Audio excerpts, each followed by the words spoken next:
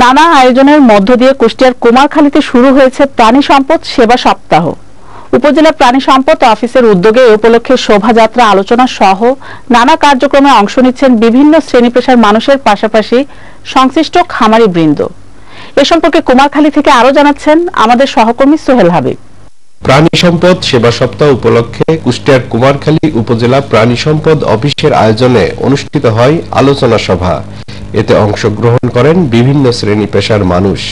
আলোচনা পর্বে প্রধান অতিথির বক্তব্য রাখেন কুষ্টিয়া ৪ কুমারখালী খোকসা আসনের সংসদ সদস্য আব্দুর রউফ।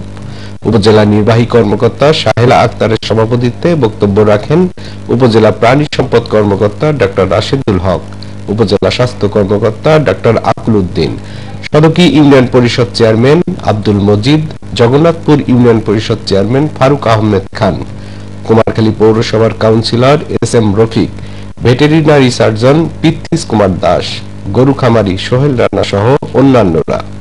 শুরুতে নিরাপদ প্রাণীজ আমিষের প্রতিশ্রুতি, সুস্থ সবল মেধাবী জাতি স্লোগানে মুখরিত হয়ে উপজেলা প্রাণী সম্পদ কার্যালয় হতে বের হয় অন্যান্য শোভাযাত্রা। কুষ্টিয়ার কুমারখালী থেকে সোহেল হাবিব, বিজয় টিভি।